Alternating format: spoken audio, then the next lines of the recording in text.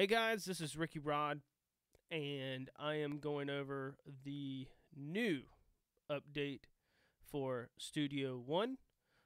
This is 3.5. I'm not sure the build number, but I'm recording a song for a client, and I'm testing out the system and how it's going to run. And of course, I'm running Studio One Pro right now with ScreenFlow running, so I'm asking it to do a lot right now, but I'm going to show you the settings that I found that work for my system. Now I'm using an Avid HD 96 IO.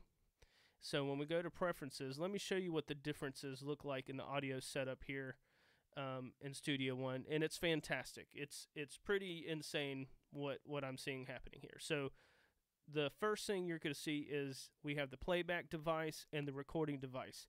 These can now be separate things, like Logic, which is a great idea.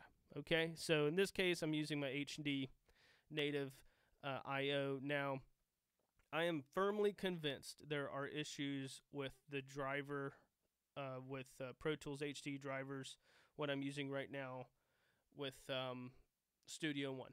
I'm just telling you that right now. I think there's issues there. I think it doesn't talk well with Studio One. I've let PreSonus know this, and it is what it is. Okay, so however, I've been messing around with settings that work well for me, and I wanted to show you what's happening here. So here we go. So if I set my device block size at 6, right? You can see that clipping issue there. That's because I'm running ScreenFlow, but it's not doing that when I'm running any other application. So that's extremely low, by the way. Okay, so you can see here where it says input latency, output latency. Okay, that's an extremely low number. This is running natively. Okay, we're not using my IO. I have HD native. I don't have any tricks. There's nothing happening here. I got dropout protection for this particular setting at maximum. That just is what runs, but that's a 2.33 millisecond latency. That's pretty impressive. So I'm going to run this track and let you listen to it. This is just drums, click, and a guitar, a scratch track.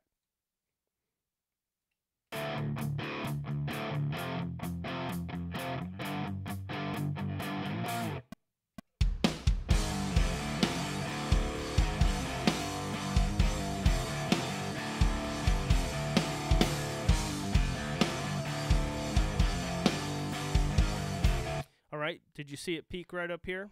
So it peaked a little bit, and it's because I'm running ScreenFlow. So let's try another setting here. I noticed that worked really well here. Now I'm telling you, the latency levels were so low, you couldn't even really tell.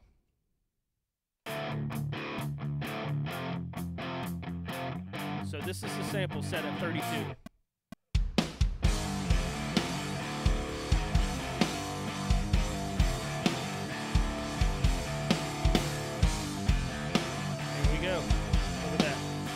So look at that CPU. Now, of course, I'm running FX, which is the amp simulator from PreSonus, but that right there is a pretty stable setup, and the latency, according to this, is probably around 4. It's probably around 4 milliseconds. Oh, 3.33, which is not that bad. Okay, so and that is not using DSP or anything. So that is not a bad number. Actually, I know there's a video of this running with the Thunderbolt devices that are actually running HD level of latency. Now, I can get this number lower if I wasn't running ScreenFlow, and I'm running a 2012 12-core Mac Pro pre-trash can maxed out RAM. Okay, so I tracked with this today. I plan to finish this entire song, mix it, the whole thing, in Studio One, just to see how it runs. But I can tell you now, my drummer tracked with it. He said it felt great. I did the scratch track with the guitar using the amp simulator plugin, and it felt great. So this is really exciting news. This is almost like witchcraft. I don't know how PreSonus did this, but I mean, even the microphone I'm speaking into right now, I'm plugging in direct, and the latency is fantastic. I think the numbers are actually better than what I'm seeing on my preferences, because I said this at the beginning of the video. I think the drivers between Avid and third-party software, I don't think they're that great, to be honest. So again, I'd like to see this on a newer computer running Thunderbolt. I think I can probably get that number even lower. But for me, anyway, this milliseconds of latency is really good. This is the setup that's working for me, and there's no pops. Okay, so let's do it again. Let's just watch the CPU, but I'm not hearing any pops.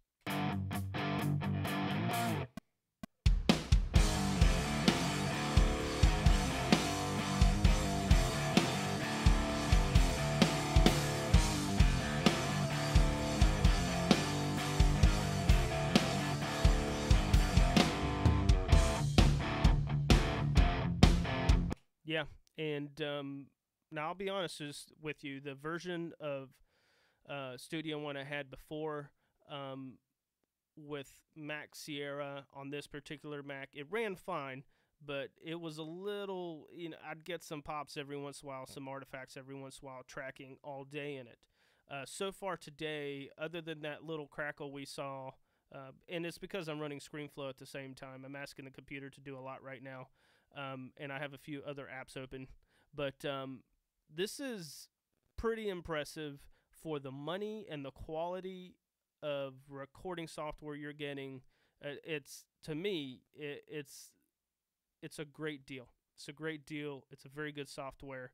I'm going to experiment with it more. I'll update you guys. But I can tell you that on the new Studio One update, I'm really liking it. There's a bunch of things. I think there's 50 new features. I haven't gotten to all of them, but by the time I get done recording this song in the next week and getting it mixed, I will hit all those features and I will go over the mix. But for now, these are the changes you're seeing. You can see the performance monitor here. They did some things. They changed some things up here in the menu. How you do import, export. I've noticed that export stems menu was a little different, but I'll do a video going over all that. But again, hey, overall, I'm very happy with what I'm seeing for PreSonus. The latency numbers we're seeing are very, very good, and it's very promising. So with that said, you guys have a good day. God bless.